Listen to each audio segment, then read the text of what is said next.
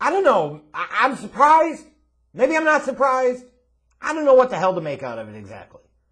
Like, there's just this novelty act to Timothy Richard Tebow that it seems like the sports world, the sports media just can't quit him. And that includes sports teams of different sports. The former failed first-round pick of the Denver Broncos from that 2010 draft, who later on went to the Jets. Then he got a shot to do college football for ESPN. And then he gets a chance to play in the Mets minor league organization. Like, I'll say this for Tebow. Is the dude's gotten by the past decade plus and feels like getting to play fantasy camp in a lot of different places, getting to try and be a quarterback in the National Football League, getting to be a paid sports commentator, getting a chance to try his plight at Major League Baseball, or in this case, Minor League Baseball. And yeah, it's annoying, but more power to him. He's out there living life. I'm not really going to hate on that.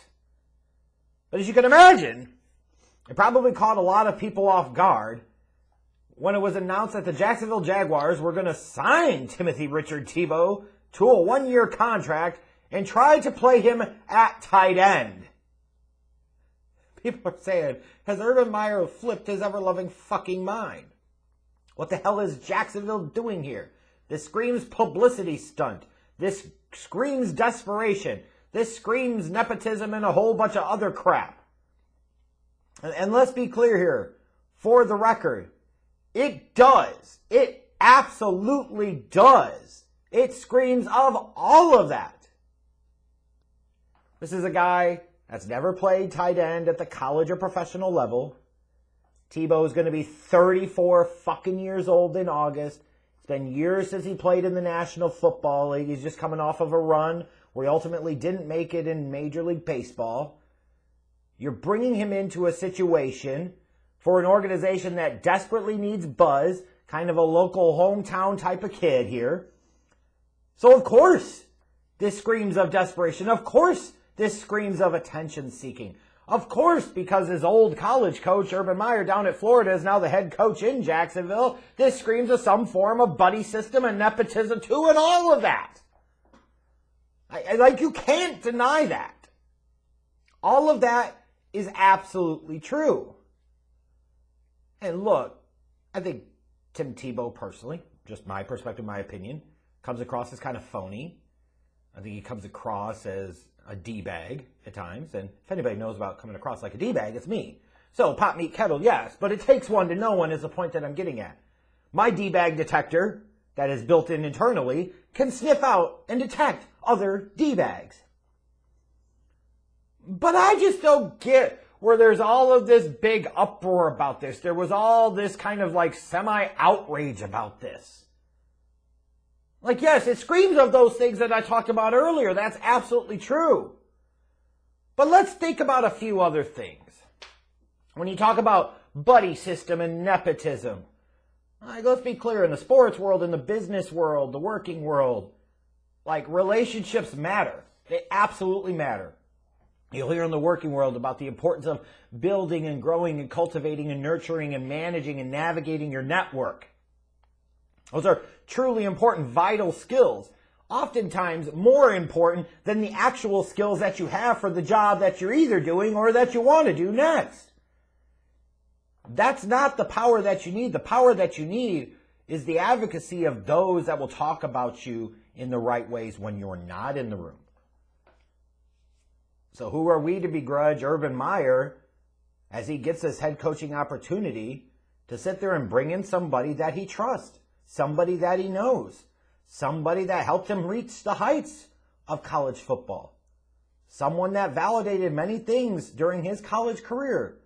Why would he not bring in a hardworking guy like a Tim Tebow? Why wouldn't he? Furthermore, you're talking about the Jacksonville Jaguars, arguably the worst organization in the NFL.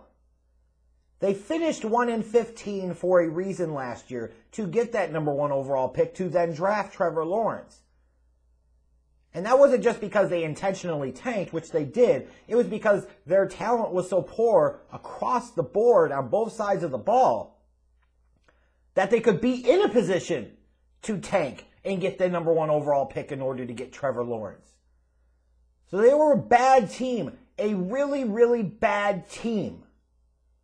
So if you're in the position of an Urban Meyer, why wouldn't you try to kick the can and kick the tires on anybody that you think, right or wrong, that could potentially help your football team? I don't get what's such a big deal about that.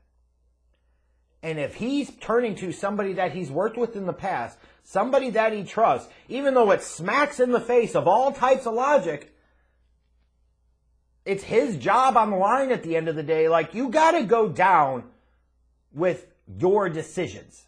Nothing worse than going down and not doing what you want to do. Because at least you could say what you wanted to do, what you chose to do, didn't work. And if this is his choice and this is his decision, then so be it. Do I think it's stupid? Abso-fucking-lutely. Now, it's certainly going to bring more attention to the Jags at a time where, frankly, their organization needs some buzz. At a time where they need a little juice and they need a little excitement beyond just talent. And Tebow is certainly going to provide them some of that. But we have to be a little realistic here about the expectations. Now, if you're going to sit there and say, well, this takes away an opportunity from somebody else that may have had a shot. Yeah, maybe, but let's be realistic here. There are 30, 40 guys that join camps for every team across the league every year that don't really have a shot. So not everybody that comes to a camp is going to play in the National Football League. So did he really take away a spot from somebody who ultimately also will not play in the National Football League? Like, how much does it really matter in the grand scheme of things? Furthermore, we're not talking about some big money like 4 or 5 year deal. We're talking about them kicking the tires on a gonna soon be 34-year-old dude who hasn't played in the NFL in years for 1 year. So you try it, it doesn't fucking work, what do you lose? Nothing. If it does work, what do you gain? Maybe a little something and maybe still nothing. Like, if it didn't have the name of Tebow attached, nobody would be fucking talking about it. Well, I guess that's part of the point of the whole matter, is it does have the Tebow name attached, so you're sitting there and saying, WTF. Now, to me, it feels like a gigantic waste of time to bring in a Tebow at this point, personally. If you said you were going to bring him in to be part of the organization, if you said you were going to maybe bring him in to be part of the coaching staff, I could potentially see that. I could potentially get that. But bringing him in and at age 33, you want him to convert to being a tight end? It feels like you're a little late to the game on that. And frankly, I'm kind of surprised with Tebow because I would then say, well, if you wanted to do it now, why in the hell wouldn't you have done it 6, 7 years ago where it maybe potentially could have prolonged your NFL career? Well, he wanted to go play baseball, I guess. I mean, the chances of this working out are so incredibly remote that it's largely a waste of time for us to even talk about, but yet here we are. But who cares? They were the worst team in the league last year, and their record validates that. Take chances. Gamble. Like, that's what you should be doing.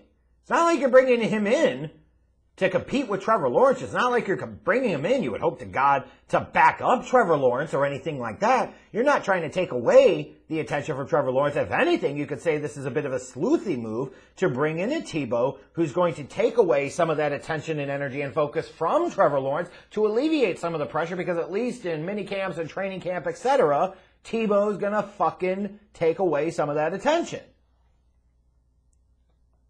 And that might not necessarily be a bad thing. But the whole thing about, like this being some crime against humanity or something like that just seems a little ridiculous to me. I mean, what does it really matter? He's not going to make their fucking club. He's not. And you know he's not. So why are you sitting there and making a big deal about this? So he gets a shot, fantasy camp one more time. And then he'll go the fuck away, which is where I hope he'll stay. But yeah, like, there's much ado about nothing. And like I said, there could be a little bit of a strategy here. It gives life and juice to an organization that badly needs it. If you're talking about this team being on the Hard Knocks, like, I don't know if I've missed like who's going to be the Hard Knocks team this year, but boy, this sure seems interesting. Like, you've got Urban Meyer, you got the number 1 overall pick, Trevor Lawrence, you've got Tim Tebow in camp. Like, so many different stories and dynamics at play there. Like, this would have to be the choice, you would think. But again, it's a nothing move and it's a nothing deal, and that's the reality of it. And in a few months, we will be talking absolutely nothing about Tim Tebow with the Jacksonville Jaguars.